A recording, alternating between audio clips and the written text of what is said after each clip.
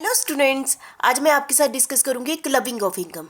जैसा कि आप सभी को पता है कि जो एसएससी है प्रीवियस ईयर में बहुत टाइप की इनकम कमाता है। कोई सैलरी से कमाता है, हाउस प्रॉपर्टी से कमाता है, अदर इनकम सोर्सेज है, बिजनेस से कमाता है। काफ़ी सारे उसके पास क्या होते हैं, सोर्सेज होते हैं। और वे लास्ट में क्या चाहता है कि उसको कम टैक्स देना पड़े। तो इस टैक्स से बचने के लिए वो क्या करता है, काफ़ी सारी टैक्स सेविंग स्कीम्स लेता है, जिसमें वो क्या करता है, इन्वेस्टमेंट करता है। दूसरा वो तरीका अपनाता है कि वो ऐसा करता है कि टैक्स की चोरी करता है, उसको अवॉइड और ऐसे तरीके अपनाता है ताकि उसको कम टैक्स देना पड़े। ठीक है, किसी को ट्रांसफ़र कर देता है प्रॉपर्टी ताकि उसको कम टैक्स देना पड़े। तो इस टाइप से बहुत सारी टॉपिक हैं जिसमें जो असेसी है कि वो टैक्स से बचने की कोशिश करता है। ठीक है, तो इनकम टैक्स एक्ट में इससे रिलेटेड काफ़ी सारे प्रोविज़न दिए गए हैं कि जब असेसी ऐसे काम करता है, ठीक है, अपनी चीज़ किसी के नाम ट्रांसफ़र कर दी ताकि मुझे टैक्स कम देना पड़े। ठीक है, तो जब एसएससी ऐसे काम करता है कि अपनी प्रॉपर्टी दे देता है किसी को या इनकम दे देता है ताकि मुझे कम टैक्स देना पड़े, तो इनकम टैक्स एक्ट के पॉइंट ऑफ व्यू से उस इनकम को उसी की इनकम में ऐड करके टैक्स के लिए उसको लाइबल माना जाता है। तो भी इस टॉपिक को कहते हैं क्लबिंग ऑफ इनकम। ऐसी इनकम जो उसने क्या की हुई है, किसी को ट्रांसफ़र कर दी गई है और उसने अब शो क्या कर रहा है कि मेरी इनकम नहीं है, इसकी है, या मैंने वो एसेट्स किसी को ट्रांसफ़र कर दी है, उस एसेट से इनकम हो रही है और मैं शो कर रहा हूँ कि ये मेरी नहीं है, इसकी है। तो वो टैक्स से बचने के लिए ऐसे सिस्टम अपना रहा है। तो income tax point of view से उसकी क्लबिंग, उसकी जो दूसरों का शो कर रहा है इनकम, वो उसकी इनकम में ऐड होके शो की जाएगी। ठीक है, क्लबिंग, और उसको उस पर क्या देना पड़ेगा, टैक्स देना पड़ेगा। तो मुझे लगता है कि आप समझ गए होंगे क्लबिंग ऑफ इनकम किसे कहते हैं। When other person of income are included in the assessee total income, other person की इनकम को असेसी की टोटल इनकम में ऐड कर दिया जाता है और उस पर उसको क्या देना पड़ता है, टैक्स देना पड़ता है। तो इस टॉपिक को हम क्या कहते हैं, क्लबिंग ऑफ इनकम। ठीक है, तो मुझे लगता है कि क्लब का मतलब आप समझते ही हैं, क्लब किसे कहते हैं। ठीक है, तो हम इसको स्टार्ट करते हैं। क्लबिंग ऑफ इनकम सबसे पहले है clubbing in case of transfer of income without transferring the assets. जैसे इसका मतलब क्या हुआ, clubbing the in case of transfer of income, जब कोई एक असेसी क्या करता है, अपनी इनकम है ना, अपने स्पाउस को या किसी को भी ट्रांसफर कर देता है without transferring the assets. Upon assets नहीं देता, लैंड नहीं देता, पर लैंड वाली इनकम उसको दे देता है, हाउस प्रॉपर्टी की इनकम उसके अकाउंट में ट्रांसफर करवा देता है, रेंट वाली, और प्रॉपर्टी अपने पास रखता है। ठीक है, कौन से सेक्शन के अंडर, सेक्शन 60। कौन से सेक्शन के अंडर, सेक्शन 60 के अंदर। ठीक है, तो income tax point of view से यदि वो ऐसे इनकम ट्रांसफ़र करता है तो वो वाली इनकम उसकी इनकम में क्या कर दी जाएगी, ऐड कर दी जाएगी। ठीक है, income tax it provide that if the assessee transfer some of his income from an assets to some other person without transferring the assets, these income shall be treated as income of the assessee and will included in the assessee's total income for computation of income tax. ठीक है, तो assessee की वो income उसकी income में add कर दी जाएगी और उसको क्या देना पड़ेगा, टैक्स देना पड़ेगा, क्योंकि असेसी ने अपनी इनकम दूसरे के यहाँ ट्रांसफर इसलिए की थी ताकि उसको टैक्स कम देना पड़े। ठीक है, तो उसके income tax point of view से वो वाली इनकम उसकी इनकम में क्या कर दी जाएगी, ऐड कर दी जाएगी। कौन से सेक्शन के अंडर, सेक्शन 60 के अकॉर्डिंग। तो ठीक है, आप समझ गए होंगे। नेक्स्ट है clubbing in case of revocable transfer of assets, revocable transfer of assets. ठीक है, क्या होता है, ये कौन से सेक्शन के अंडर है, सेक्शन 61 है। To solve the problem arising from transferring the income without transferring the assets, जैसे जैसे ऊपर वाली प्रॉब्लम है ना, people started transferring the assets long with the revocable clause और right to take back the assets when desired. जैसे कि ऊपर वाले में क्या प्रॉब्लम थी, अंडर सेक्शन 60 में क्या प्रॉब्लम थी, वो सिर्फ क्या कर रहा था, इनकम ट्रांसफर कर रहा था। गवर्नमेंट ने कहा यदि आप इनकम ट्रांसफर करें तो आपकी इनकम में ऐड कर दी जाएगी, आपको इस पर टैक्स देना पड़ेगा। दूसरे में उसने फिर और चालाकी चली उसने क्या किया, अपने फ्रेंड को कहा चलो तू, क्योंकि वो जो मेरा फ्रेंड है वो इनकम टैक्स के स्लैब में नहीं आता है। ठीक है, मैंने उसको एसेट्स दे दी, तो पता है कि उसकी इनकम उस दिन ड्यू थी, उस एसेट्स पर इनकम ड्यू थी, तो उससे पहले मैंने उसको अपनी एसेट्स दे दी। जब इनकम ड्यू हुई उसने रिसीव कर ली, उसके बाद उससे एसेट्स क्या ले ली, वापिस ले ली। ठीक है, उसको हम बोलते हैं रेवोकेबल, रेवोकेबल। ठीक है। तो मैंने क्या किया, मैं एक एसएससी हूँ, मैंने अपनी एसेट्स अपने फ्रेंड के नाम ट्रांसफ़र कर दी। जब इनकम की सारी सेटल इनकम टैक्स मैंने दे दिया, उसने वो उसका भी हो गया, क्योंकि उसने तो कम देना या नहीं देना है, क्योंकि वो इनकम टैक्स स्लैब में नहीं आता है। तो फिर क्या होगा, बाद में मैंने उससे ले ली, तो इससे क्या मुझे क्या बेनिफिट हुआ, मुझे टैक्स नहीं देना पड़ा उस इनकम पर। तो income tax point of view से यदि कोई पर्सन ऐसा करता है कि अपनी असेट्स ट्रांसफ़र कर देता है for the purpose of saving the tax, ठीक है, तो वो उसकी इनकम में वो वाली इनकम जो दूसरे पर्सन की ने अपनी इनकम शो की है, वो उसको ही नहीं इनकम मानी जाएगी, किसकी मानी जाएगी, एसएससी की इनकम मानी जाएगी, और उसमें ऐड कर दी जाएगी, जो जिसका मेन पर्पज यही था कि मैंने कि टैक्स से बचना है। तभी तो इसको हम क्या कहते हैं, रेवोकेबल ट्रांसफर ऑफ असेट्स कहते हैं, ठीक है। The income tax act does not provide any definition. Income tax act के अंदर रेवोकेबल की कोई भी डेफिनेशन नहीं दी गई है, ठीक है। और आप समझ गए होंगे, ठीक है। तो मुझे लगता है ये टॉपिक आप समझ गए, ठीक है। Clubbing in case of revocation, revocable transfer of assets under section 61, ठीक है। हमारा सेकंड पॉइंट हो गया। थर्ड पॉइंट है remuneration of a spouse being a partner in the same firm under section 1 2 section 64 1 2, ठीक है। तो आप समझ गए, मतलब कि रेम्यूनरेशन किसको देता है, जैसे कि एक फर्म है जिसमें एक पर्सन है, वो अपने स्पाउस को रेम्यूनरेशन दे देता है। जैसे कि पति है, उसकी फर्म है, वो क्या करता है, टैक्स से बचने के लिए क्या करता है, अपनी पत्नी के नाम जैसे कोई सैलरी ट्रांसफ़र कर दी, कमीशन ट्रांसफ़र कर दिया, है ना, तो क्या होगा, उसकी वाइफ अलग एसएससी मानी जाएगी। यदि वो अलग एसएससी मानी जाएगी तो उसके स्लैब्स अलग होंगे, वो 5, यदि कम होगी तो 5 लाख से कम होगी तो उसको वैसे ही टैक्स नहीं देना है, तो हो ना, तो ऐसे आपस में बांट के उसको कम टैक्स देना पड़ेगा। तो गवर्नमेंट ने इससे रिलेटेड, इनकम टैक्स एक्ट ने इससे रिलेटेड काफ़ी सारे प्रोविजन बनाए हैं, ठीक है। यदि तो इनकम ऑफ द स्पाउस मतलब यदि उसने अपने पार्टनर, वाइफ है या हस्बैंड है, तो उसने इंडिविजुअल है, उसने अपनी फर्म में से वाइफ को या हस्बैंड को क्या मिलती है, सैलरी मिलती है, कमीशन शो कर दिया है, फीस दे दी है, चाहे वो काम भी करती है, ऐसा नहीं काम नहीं करती, सैलरी दे दी है, कमीशन दे दिया है, फीस दे दी है, अदर फॉर्म ऑफ रेम्यूनरेशन दे दिया गया है, ठीक है। जैसे कि और इन विच इंडिविजुअल है सब्सटेंटिव, और उस पर्सन का क्या है, इंटरेस्ट है, ठीक है, अपनी वाइफ को देने में क्या है, इंटरेस्ट है। तो उसने कहा income tax point of view से, तो ऐसी इनकम जो उसकी वाइफ को मिल रही है, क्या सैलरी मिल रही है, कमीशन मिल रहा है, तो उसकी हस्बैंड की इनकम में क्या कर दी जाएगी, ऐड कर दी जाएगी, और उसको उस पर क्या देना पड़ेगा, इनकम टैक्स देना पड़ेगा।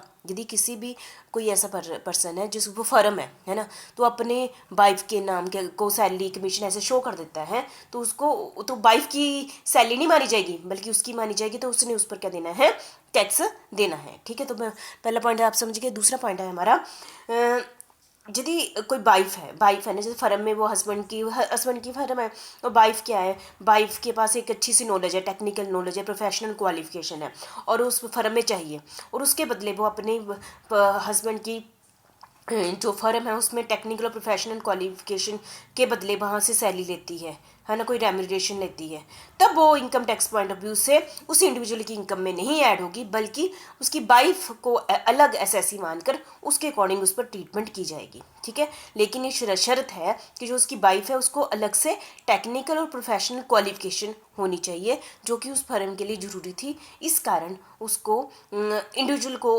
अपनी एसएससी में नहीं ऐड करेगा, बल्कि उसकी वाइफ, दोनों अलग अलग अब टैक्स देंगे, ठीक है। और मतलब ये कहने का मतलब है, उसने जो टेक्निकल प्रोफेशन के बदले कोई भी रेम्यूनरेशन सैलरी ली है, तो वो उसकी इनकम में ऐड नहीं होगी, ठीक है। तो आप समझ गए होंगे दूसरा पॉइंट भी।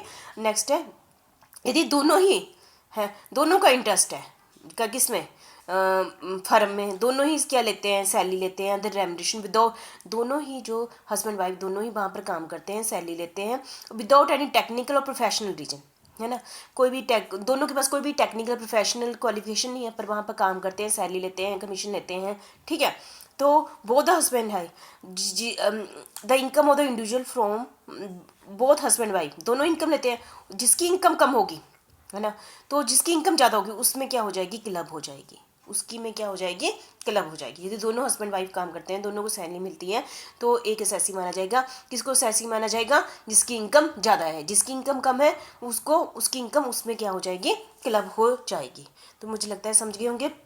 It is also provided that income from concern shall be included in the total income of that spouse who has greater income। ये मैंने बताया, जिसकी ज़्यादा इनकम होगी उसके बीच में ऐड हो जाएगी, ठीक है। तो 3 पॉइंट आप समझ गए होंगे।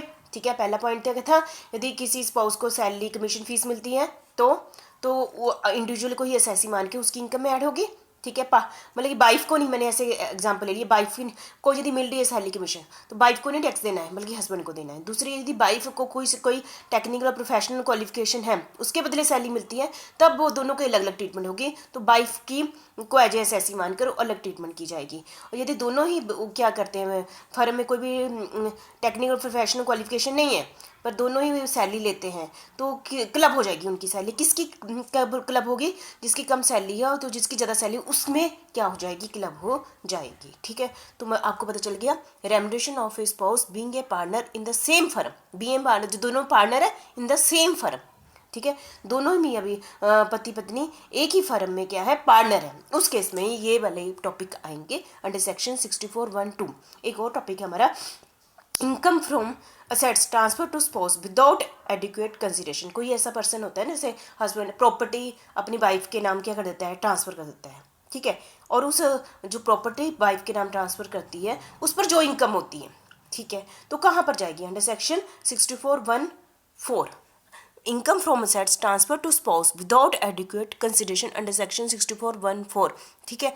तो यदि कोई ऐसी इनकम, ठीक है, यदि हाउस प्रॉपर्टी अपनी वाइफ को दे दी और उस पर क्या होती है, इनकम होती है, तो उस इनकम को तो हस्बैंड की वाइफ में, हस्बैंड की इनकम में क्या कर दी जाएगी, इंक्लूड हो जाएगी, वो हस्बैंड की इनकम में इंक्लूड हो जाएगी, ठीक है। तो अब मुझे लगता है आप समझ गए होंगे। The provision of this act provide further that if the assessee transfer the assets without adequate consideration then the proportionate income shall be included in the assessee total income, ठीक है। तो सारे पॉइंटों में आपने यही देखा, यदि पहले क्या था, पार्टनर एक फर्म में दोनों हस्बैंड वाइफ क्या है, पार्टनर है, ठीक है। तो सिर्फ एक ही केस में वाइफ की अलग क्या होगी, टैक्सेबल होगी, जब वो टेक्निकल प्रोफेशनल क्वालिफाइड है, ठीक है। नहीं तो हमने ये देखा कि सभी केसेस में हस्बैंड को कि यदि वाइफ के नाम ट्रांसफर भी है, असेट्स भी है, उस पर इनकम भी जनरेट कर रही है, पर हस्बैंड की इनकम में ही ऐड होगी और उसी को ही उस पर क्या देना है, टैक्स देना है, ठीक है। तो मुझे लगता है आप समझ गए होंगे, ठीक है। नेक्स्ट कर लेते हैं हम।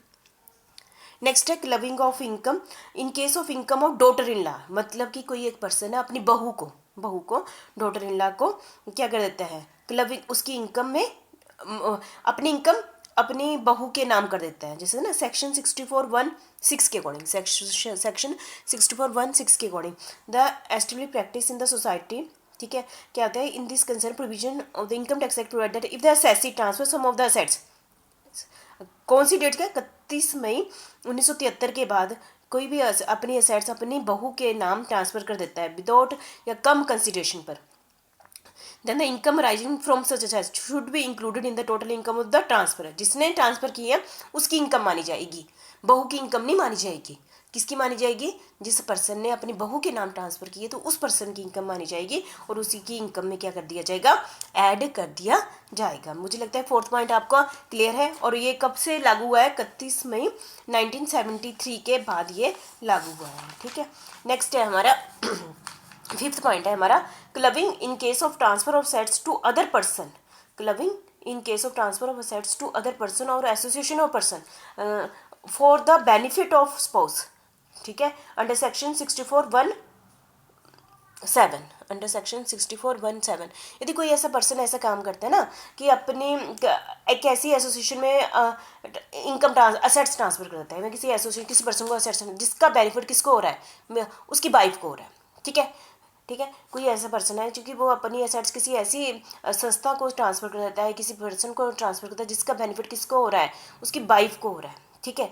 तो जो बेनिफिट उसकी वाइफ को हो रहा है ना वो उसकी इनकम में ऐड कर दी जाएगी। तो मुझे लगता है if the assessee transfer an assets to a person और association of person without consideration adequate consideration for the immediate, तो जो बेनिफिट होता है income from such asset shall be taxable in the hand of transfer. जिसने transfer किया है उसको उस पर क्या देना पड़ेगा, टैक्स देना पड़ेगा, ठीक है।